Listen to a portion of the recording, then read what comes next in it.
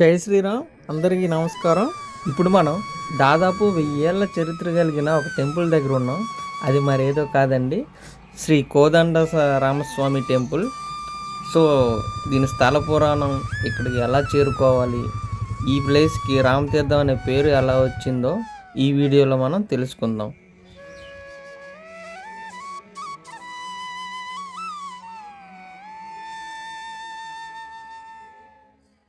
ఈ రామతీర్థం అనేది విజయనగరం జిల్లా నెల్లిమర్ల మండలంలో ఉంది.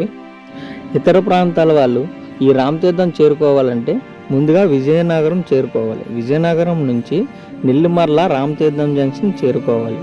అక్కడ నుంచి ఈ రామతీర్థం జస్ట్ 5 కిలోమీటర్స్ డిస్టెన్స్ ఉంటుంది అంతే. మీకు ఆర్చ్ కింద కనిపిస్తున్న ఆటోలే రామతీర్థం వెళ్తాయి.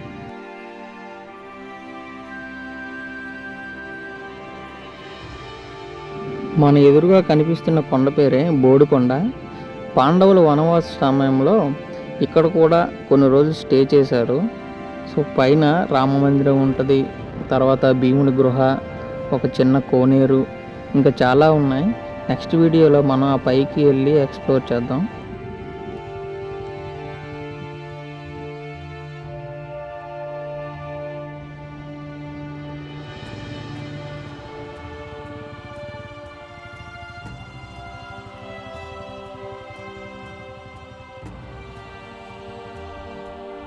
సో ఫైనల్గా మనమైతే రామతీర్థం చేరుకున్నాం. మన రైట్ సైడ్ కనిపిస్తుంది కదా, ఇదే దేవాలయానికి సంబంధించిన కళ్యాణ మండపం.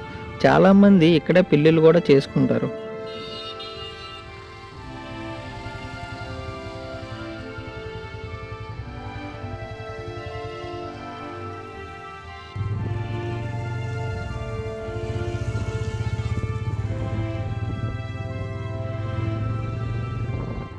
రోడ్లు అయితే ప్రజెంట్ అండర్ కన్స్ట్రక్షన్లో ఉన్నాయి. వచ్చే శివరాత్రి కల్లా మొత్తం అంతా, అంటే రోడ్డు అంతా వెడల్పు చేస్తున్నారు. కొండపైకి వెళ్ళాలంటే ఈ రూట్ నుంచే వెళ్ళాలి, చాలా చిన్నగా ఉంది.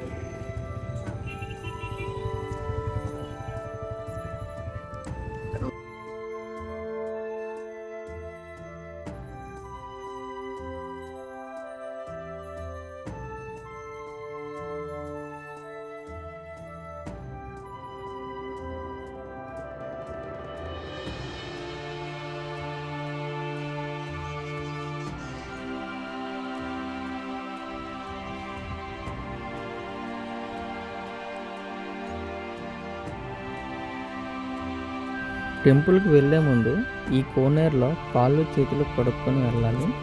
అలాగే తలనీలాలు అర్పించే వాళ్ళు కూడా ఇందులోనే స్నానం చేస్తారు.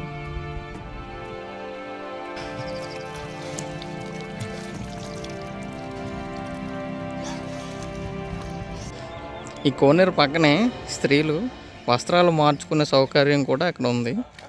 సో లేడీస్ ఎవరైనా డ్రెస్ చేంజ్ చేసుకోవాలన్నా ఇక్కడ ఇబ్బంది పడాల్సిన అవసరం అయితే లేదు.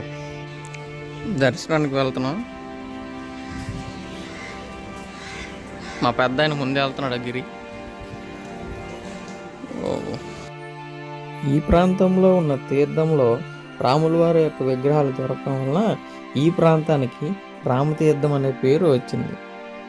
ఈ ఆలయాన్ని 16వ శతాబ్దంలో పూసపాటి రాజవంశస్థులు నిర్మించడం జరిగింది. పాండవులు వనవాస సమయంలో కొన్ని రోజులు ఈ రామతీర్థంలో గడిపినట్లు ఆనవాళ్ళు ఉన్నాయి. దానికి నిదర్శనంగా ఆ పైన బోడికొండ పైన భీముడి గృహ కూడా ఉంది. పాండవులు ఈ ప్రాంతంలో సంచరించే సమయంలో శ్రీకృష్ణుడు వేదగర్భుడు అనే వైష్ణవ భక్తుడికి సీతారామ లక్ష్మణ విగ్రహాలను ఇవ్వడం జరిగింది. వేదగర్భుడు ఆ విగ్రహాలను దాదాపుగా 40 సంవత్సరాలు కంటికి రెప్పలా కాపాడుకొని తర్వాత భూగర్భంలో దాచిపెట్టడం జరిగింది. ఒక రోజున వృద్ధురాలి కలలో లక్ష్మణుడు కనబడి ఆ విగ్రహాల జాడను తెలియజేయడం జరిగింది. అప్పుడు ఆ విగ్రహాలను విజయనగర మహారాజు అయినటువంటి పూసపాటి రాజు గారు ఆ విగ్రహాలను వెనక్కి తీసి ఆ దేవాలయం నిర్మించి అందులో ప్రతిష్ఠించడం జరిగింది. సో ఇది ఈ దేవాలయం యొక్క స్థల పురాణం.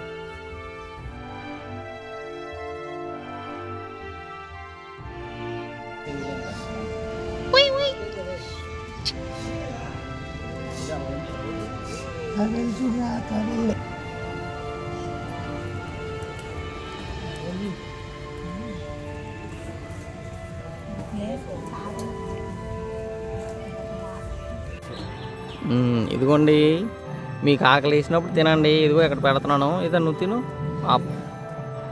ఆకలి వేసినప్పుడు తినండి, ఓకేనా?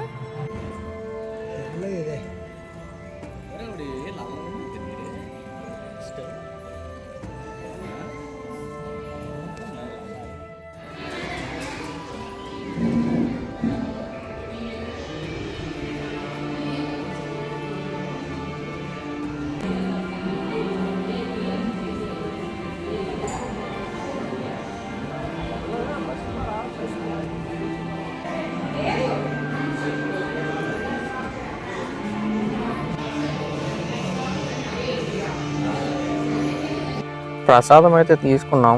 ఒక పులిహోర ప్యాకెట్ వచ్చేసి 10 రూపాయలు.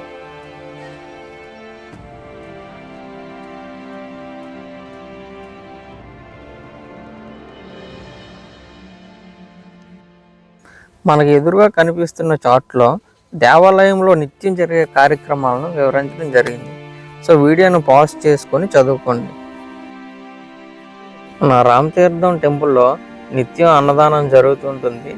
టోకెన్ అయితే కంపల్సరీగా తీసుకోవాలి, ఎందుకంటే లిమిటెడ్గా ఉంటాయి టోకెన్స్. సో టైమింగ్స్ వచ్చేసి 12:30 నుంచి 1 వరకు ఉంటుంది. స్వామివారి అన్నప్రసాదం స్వీకరించాలనుకునే వాళ్ళు ఎవరైనా రావచ్చు.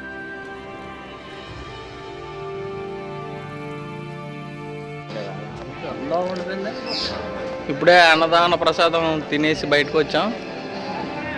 అన్నప్రసాదం అయితే చాలా టేస్ట్గా ఉంది. సో నెక్స్ట్ మేము బ్యాక్ సైడ్ కనబడుతుంది కదా, అది ఆ కొండపైకి వెళ్తాం. కొండపైకి వెళ్ళి అక్కడ టెంపుల్, తర్వాత భీముడి గృహ, ఇంకా చాలా ఉన్నాయి. అవన్నీ ఈ వీడియోలో మీకు చూపిస్తాం. నెక్స్ట్ వీడియోలో మనం ఆ కొండపైకి వెళ్ళి అక్కడ ఉండే విశేషాలను తెలుసుకుందాం. వీడియో నచ్చినట్లయితే లైక్ చేయండి, మన ఛానల్ని సబ్స్క్రైబ్ చేయండి. Thank you.